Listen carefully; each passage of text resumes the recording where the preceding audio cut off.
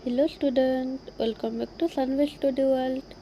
आज आम डिस्कस करवा 9th क्लास साहित्य बही थिबा कहा मुख अनाई बंचीबी पद्यर क्वेश्चन आंसर गुड़िक देखा। तो पिला माने मो भावुची काली जो क्लासटी होइतिला सेतिरे तुमे पद्यटी को भल भाव में बुझी जाइतबो। तो ये चलो आम क्वेश्चन आंसर गुड़िक डिस्कस करनेबा। तो पिला माने फास्ट नंबर टी कोन देछि। 1 नंबर निम्नोक्त उक्ति मध्यरु जो गुड़िक ठीक ताहा लेख। निम्नोक्त उक्ति गुड़िक मध्यरु जो गुड़िक ठीक ताहा लेख। जीवन अभाव में माछ बंची पारे, जीवन अभाव में माछ बंची पारे नाही। कृष्ण तांको पिता को चंद्र आनी देबा पई ओली करूथिले। कृष्ण तांको पिता को चंद्र आनी देबा पई ओली करूथिले। तो पद्य रे अछि पिता को से हरि आनी देबा पई ओली करूथिले। हरि माने होछि चंद्र। तो ख नंबर पास। ग नंबर है यशोदा कृष्ण को मथुरा जावाक बारण करुथिले। यशोदा कृष्ण को मथुरा जावाई मना करुथिले। घ नंबर यशोदा पक्षरे कृष्ण विच्छेद असह्य थिला। यशोदा पाखरे कृष्ण विच्छेद असह्य थिला, से सही पारु नथिले। ओ नंबर है कृष्ण पिलादिने काहाकू डरू नथिले। एटा है भूल, कहीं कृष्ण पिलादिने अंधार घर को निज छाई को डरू थिले।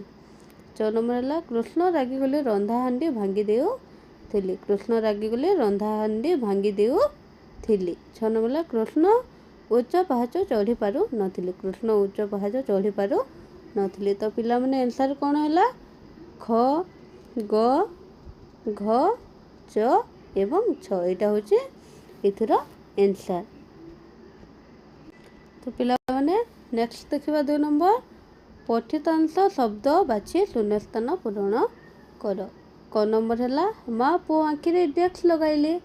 माँ पुओ आखिरे अंजन अंजन बा कजोड़ लगाइली। ख नंबर मो कथा को से डेक्स ग्रहण कला नहीं। तिले तिले हेले ग्रहण कला नहीं। तिले हेले।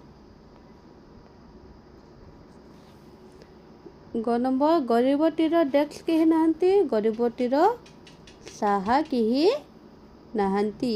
घ नंबर है सन्यासी डेक्स मंडल रे अपूर्व ज्योति प्रकाशित। सन्यासी मुख मुखमंडल रे अपूर्व ज्योति प्रकाशित। ग नंबर मो सहित डेक्स सबुआड़े जाए। मो सहित मो छाया छाया बा छाई सबुआड़े जाए। आम जुआड़े गले भी आम छाई आम पछे पछे जाए।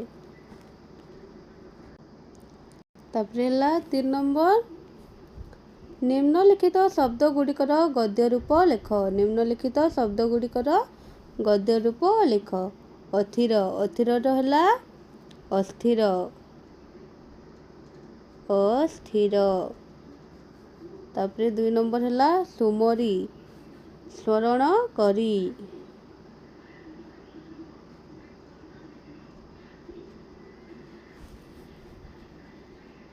तापर पिला है स्वप्न स्वप्न माने है स्वप्न। तेला 3 नंबर जेन्हे माने है जेपरी। पिला माने आम टेलीग्राम चैनल खोला होइछे, सेतरे जॉइन करे सबुतर पीडीएफ गुड़ाक नहीं जीवो। तबे 4 नंबर है निम्नलिखित शब्द गुड़ी को विभिन्न अर्थ प्रकाश करथवा वाक्य रे व्यवहार कर। निम्नलिखित वाक्य गुड़ी को विभिन्न अर्थ प्रकाश करुथवा वाक्य रे व्यवहार कर। तो पिला माने चलो इथरो आंसर टी देखि नबा। पिला माने कोन देछि वाक्य रे व्यवहार। जीवन जीवन अमूल्य अति। जीवन अमूल्य अति। जीवनर मूल्य जीवनर जीवन हेउचे गोटे अमूल्य संपद। चिता श्मशान रे चिता जलू थिला। श्मशान रे चिता जलू थिला। हरि हरि भक्त मानक रक्षा करते। हरि भक्त मानक रक्षा करते। बाल बालकृष्ण खेलू थिले। बालकृष्ण खेलू थिले। निशा निशा रे चंद्र उदय होए। निशा रे चंद्र उदय हुए। तापर नेक्स्ट कौन अच्छी तो पिला नेक्स्ट 5 नंबर कौन अच्छी निम्न शब्द गुड़िकर अर्थगत प्रभेद दर्शाओ। निम्नलिखित शब्द गुड़िकर अर्थगत प्रभेद दर्शाओ। स्वर स्वर, सुधा सुधा, सम सम। तो पिला चलो एथर अर्थ गुड़िक देखी नवा। तो पिला एठारे स्वर दंतस र स्वर मान हो पोखरी, तालव्यस्य और र स्वर मान हो तीर। तापर नेक्स्ट है सुधा, सुधा मान हो अमृत और सुधा मान हो पर्यंत। तापर नेक्स्ट है सम, दंतस सम मान हो समान और तालव्यस सम मान हो शांति। तो पिला माने एटा होची तार अर्थगत पार्थक्य। तो ये सबू स्वर स्वर जेपरी अच्छे समान थिले मध्य तार अर्थ होची भिन्न, तार अर्थ गुड़िक होची भिन्न।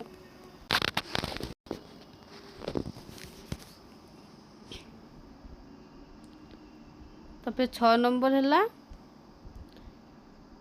निम्न शब्द गुड़िकर 2टी लेखाएं प्रतिशब्द लेख। निम्न शब्द गुड़िकर 2टी लेखाएं प्रतिशब्द लेखिबा। तो राजा, निशी, वस्त्र, अंग, वन। तो राजा रहबो कौन हेबो नृप एवं भूपति, नृप एवं भूपति। निशी रहबो रात्रि एवं जामिनी। वस्त्र रहला पोशाक एवं अंबर। अंग रहला देह एवं शरीर। वन अर्थ है अरण्य एवं कानन बा जंगल। तो चलो तार आंसर टी देखि नबा। तो पिला माने एगुड़िक है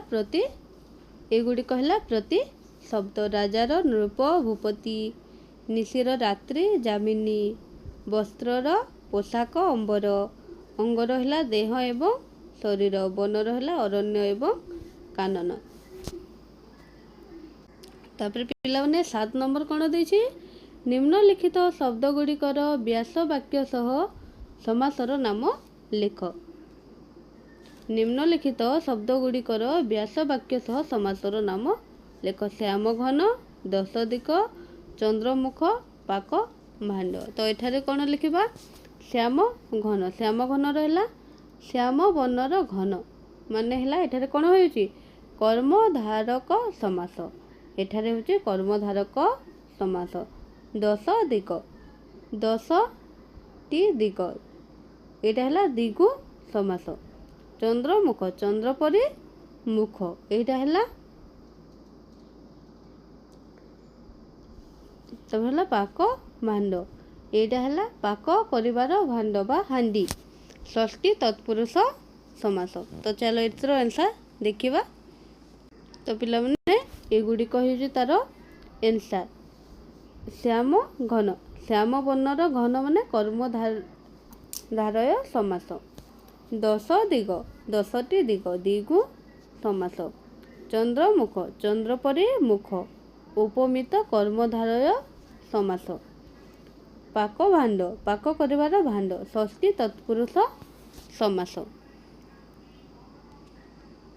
तब पिला माने नेक्स्ट 8 नंबर निम्नलिखित शब्द गुड़िकर विपरीत शब्द लेख। विपरीत शब्द शून्य रहा पूर्ण, निद्रा रहा जागरण, बांधिबार होउची खोलिबा, विच्छेद रही मिलन, अंधार रही दिन। तो एगुड़िक है तार विपरीत शब्द। तो चलो 8 नंबर आंसर गुड़िक किपरि लिखिबा ताहा देखि नबा। तो पिला माने एगुड़िक है 8 नंबर आंसर। शून्य रहा पूर्ण, निद्रा रहा जागरण, बांधिबार रहा खोलिबा, विच्छेद रहा मिलन एवं अंधार रहा आलोक। पिला माने 9 नंबर कौन देछि क स्तंभ र शब्द सहित ख स्तंभ र उपयुक्त शब्द जोग कर वाक्य गठन कर। तो क स्तंभ और ख स्तंभ मिसिकी वाक्य गठन करवा। श्याम घन, तो पिला माने श्याम घन। तापर है चंद्र मुख। तापर नेक्स्ट है उच्च पावच्छ, चित्र पंक्ति, भयंकर मूर्ति। तो एठारे एटा होउची तार वाक्य गठन।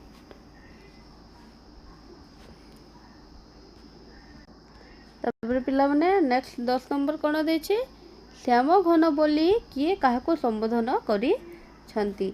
तो पिला माने श्याम घन बोली किए काहाको संबोधन करछंती। एठारे श्याम घन बोली माता यशोदा श्री कृष्ण को संबोधन करी छंती हैला। तापर 11 नंबर है जीवन बिना झसर कौन हुए। जीवन बिना झसर मृत्यु हुए बा जीवन बिना झस बंची पारे नाही। तबे 12 नंबर है राजा बिना राज्यर अवस्था कौन। राजार बिना राज्यर अवस्था कौन। तो पिला माने 10 नंबर कौन देछे, श्याम घन बोली किए काहाको संबोधन करी छंती। श्याम घन बोली किए काहाको संबोधन करछंती। यशोदा श्याम घन बोली श्री कृष्ण को संबोधन करी छंती। नेक्स्ट 11 नंबर जीवन बिना झसर कौन हुए। जीवन बिना झसर मृत्यु हुए। तबे 12 नंबर है राजा बिना राज्यर अवस्था कौन हुए। राजा बिना राज्य अस्थिर और अराजक होई पड़े। राजार बिना गोटे राज्य अस्थिर और अराजक होई पड़ी थाए। नेक्स्ट 13 नंबर कृष्ण को अनुपस्थिति रे निजर जीवन काहा भली हेबो बोली यशोदा आशंका करूछंती। तो एठारे आंसर कोन हेबो, कृष्ण को अनुपस्थिति रे निजर जीवन जीवनहीन झस भली हेबो बोली यशोदा आशंका करूछंती। कृष्ण को अनुपस्थिति रे जीवन निजर जीवन जीवनहीन झस भली हेबो बोली माता यशोदा आशंका करूछंती बा चिंता करूछंती। 14 नंबर कोन देछि, कृष्ण तांको पितांको कोन मागंती। कृष्ण तांको पितांको चंद्र मागंती।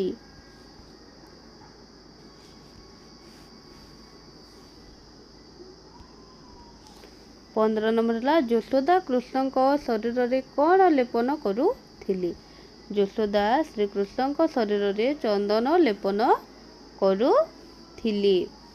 तब 16 नंबर है यशोदा कृष्ण को मस्तक को किपरि बेश करुथिली। यशोदा कृष्ण को मस्तक को चूड़ा बांधी बेश करुथिली। चूड़ा बांधी बेश करुथिली।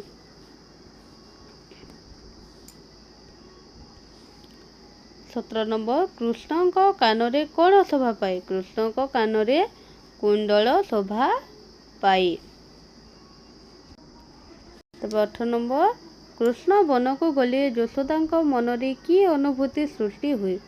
कृष्ण वन को गले यशोदा मन रे भय और चिंता सृष्टि हुए थाए। तापर 19 नंबर है कृष्ण को अनुपस्थिति रे यशोदा कौन करिवे बोली कही छंती। तो ये कृष्ण को अनुपस्थिति रे माता यशोदा कौन करिवे बोली कही छंती। कृष्ण को अनुपस्थिति रे यशोदा कांदी कांदी दिन काटिबे बोली कही छंती। तापर 20 नंबर है यशोदा कृष्ण को कौन कौन खाइबा को दियंती। तो ये कौन हेबो यशोदा कृष्ण को दही दूध सर लहुणी खाइबा को दियंती। नेक्स्ट 21 नंबर कृष्ण को सुस्वादु खाद्य रुचे नाही बोली कविता रे क्यों पंक्ति रु जना पड़ुछि ताहा लेख। तो ये कौन हेबो दही सर लहुणी जहाकू रुचई। दही सर लहुणी जहाकू रुचई। नेक्स्ट 22 नंबर कृष्ण रागिले कौन करुथिली। कृष्ण रागिले माटी रे गड़ी जाउथिले एवं पाक हांडी भांगी देउथिली।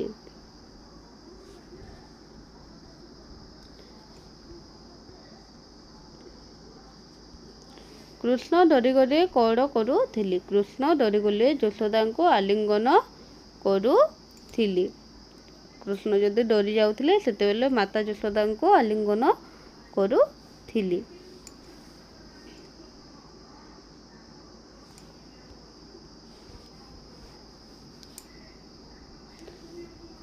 कृष्ण काहाको देखि भय करुथिले। कृष्ण भयंकर मूर्ति को देखि भय करुथिले एवं अंधार घर को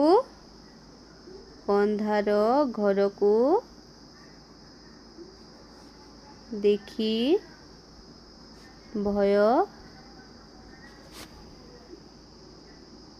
करुथिले एवं निज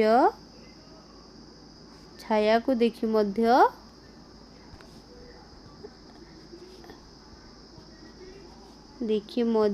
भय करुथिले। कृष्ण मथुरा रे कौन शुणी अधिक भयभीत होई पड़िबे बोली यशोदा आशंका प्रकाश करुछंती। कृष्ण मथुरापुर रे हाथी घोड़ार उच्च शब्द शुणी अधिक भयभीत होई पड़िबे बोली माता यशोदा आशंका करुछंती। कृष्ण मथुरापुर रे हाथी एवं घोड़ा मानकर उच्च स्वर शुणी अधिक भयभीत होई पड़िबे बोली माता यशोदा आशंका करुछंती। तबे नेक्स्ट है 26 नंबर। कृष्ण उच्च पाहाच उठी पारंती नाही बोली यशोदा काहींकी कहिछंती। कृष्ण उच्च पाहाच उठी पारंती नाही बोली यशोदा काहींकी कहिछंती। कृष्ण छोट और कोमल थिबारु से उच्च पाहाच उठी पारंती नाही बोली यशोदा कहिछंती। सेठारे कोन कहिछंती? कृष्ण छोट और कोमल थिबारु से उच्च पाहाच गुड़िक चढ़ी पारंती नाही बोली माता यशोदा कहिछंती। Next 27 number. कांथरे भयंकर मूर्तिर चित्र देखि कृष्ण कौन करुथिले। कांथरे भयंकर मूर्ति देखि कृष्ण कौन करुथिले। कांथरे भयंकर मूर्ति देखि कृष्ण कांदुथिले एवं बहुत भयभीत मध्य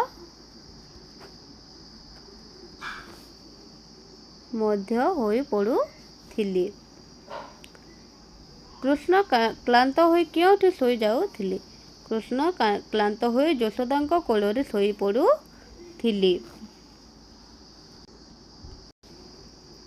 कृष्ण शोइथिबा बेले काहेकि चमकी उठुथिले बोली यशोदा कहिछंती। कृष्ण शोइथिबा बेले काहेकि चमकी पड़ी उठुथिले बोली यशोदा कहिछंती। कृष्ण खराब स्वप्न देखि चमकी उठुथिले बोली माता यशोदा कहिछंती। तबे नेक्स्ट 30 नंबर। कृष्ण चमकी पड़ी कौन करुथिले। कृष्ण चमकी पड़ी यशोदा बेककू जोर रे धरुथिले। बेककू जोरे जाबुड़ी धरुथिले। तो पिला माने एटा थिला तुमरो 1 रु 30 पर्यंत जो थिला शॉर्ट क्वेश्चन गुड़ाक। एबे कोन देछि चलो देखिबा। प्रसंगर सररार्थ लेख 31 नंबर रु 35 नंबर तक देछि। 31 नंबर। जीवन बिहुने जेन्हे झस राजा बिना जेन्हे ग्राम देश। गुटी देछि 32 नंबर। जेते बेले बने जाऊ संगरे मो प्राण नेऊ निमेषे विच्छेद न सहहि। तब नेक्स्ट 33 नंबर कौन देछि। सरलवणे अधम पाकरंभा सुधा सम मुखे दिले थू थू करी फिंगू। तब 34 नंबर देछि। छाई के अनाई डरू धाई मते कोल करू बसने घोड़ाई मोह गोटी। तब नेक्स्ट देछि 35 नंबर। माँ बोली डाकिबू काहाकू साहा हेबे के आहा बोली बाकू रे। तो एठारे चलो एगुड़िकर आंसर देखिबा।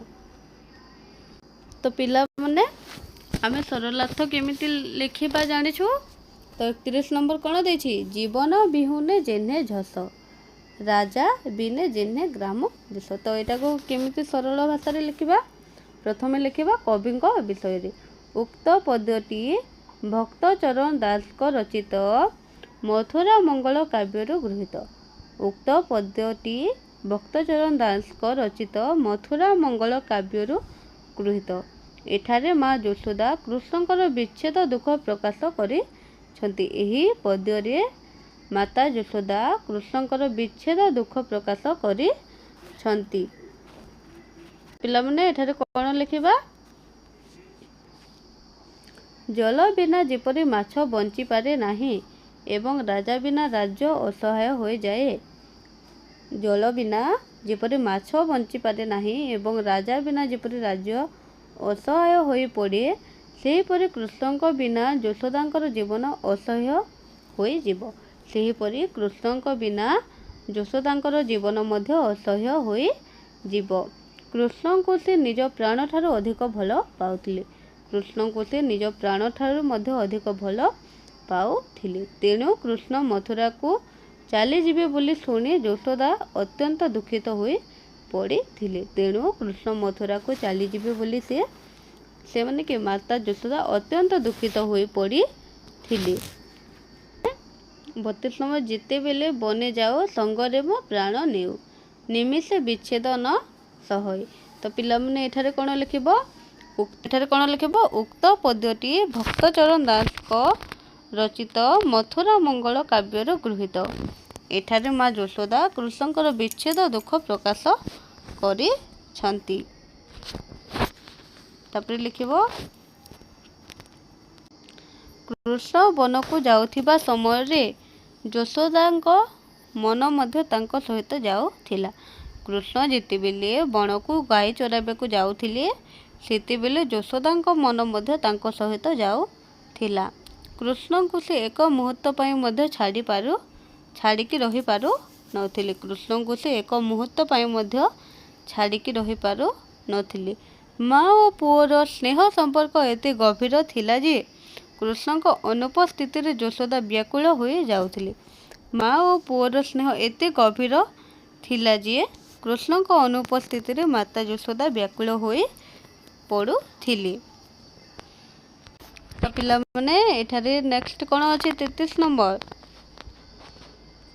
ସର ଲବଣୀ ଅଧମ ପୋକ ରମ୍ଭା ସୁଧା ସମ ମୁଖେ ଦେଲେ ଥୁ ଥୁ କରି ଫିଙ୍ଗୁ। ତ ଏଠାରେ କ'ଣ ଲେଖିବା? ଉକ୍ତ ପଦ୍ୟାଂଶଟି ଆମ ପଠିତ ସାହିତ୍ୟ ବହିର କାହା ମୁଖ ଅନାଇ ବଞ୍ଚିବି ପଦ୍ୟରୁ ଆସିଅଛି। ଏହି ପଦରେ କବି କୃଷ୍ଣଙ୍କର ବାଲ୍ୟ ସ୍ୱଭାବ ଓ ଖାଦ୍ୟ ଅଭ୍ୟାସ ବର୍ଣ୍ଣନା କରିଛନ୍ତି। ଏଠାରେ କବି କ'ଣ କହିଛନ୍ତି? କୃଷ୍ଣଙ୍କର ବାଲ୍ୟ ସ୍ୱଭାବ ଓ ଖାଦ୍ୟ ଅଭ୍ୟାସକୁ ବର୍ଣ୍ଣନା କରିଛନ୍ତି। ସେ ଏଠାରେ କ'ଣ ଲେଖିଛନ୍ତି? ଚାଲ ଦେଖିବା। ସେ ଏଠାରେ ଲେଖିଛନ୍ତି, ଅମୃତ ସମ ସ୍ୱାଦୁ ଖାଦ୍ୟ ଦିଆଯାଉଥିଲା ମଧ୍ୟ କୃଷ୍ଣଙ୍କୁ ସେଗୁଡ଼ିକ ଖାଇବାକୁ ଭଲ ପାଉନଥିଲେ। ଅମୃତ ସମ ସୁସ୍ୱାଦୁ ଖାଦ୍ୟ ଦିଆଯାଇଥିଲେ ମଧ୍ୟ କୃଷ୍ଣଙ୍କୁ ସେଗୁଡ଼ିକୁ ଖାଇବାକୁ ଭଲ ଲାଗୁନଥିଲା। ମୁହଁରେ ଦେଲେ ସେ ତାକୁ ଥୁ ଥୁ କରି ଫିଙ୍ଗି ଦେଉଥିଲେ। ମୁହଁରେ ଦେଲେ ତାକୁ ସେ ଥୁ କରି ଫିଙ୍ଗି ଦେଉଥିଲେ। ସେ ଦହି, କ୍ଷୀର, ଲହୁଣୀ ଭଳି ସରଳ ଖାଦ୍ୟକୁ ଅଧିକ ପସନ୍ଦ କରୁଥିଲେ। ସେ କ'ଣ? ଦହି, କ୍ଷୀର, ଲହୁଣୀ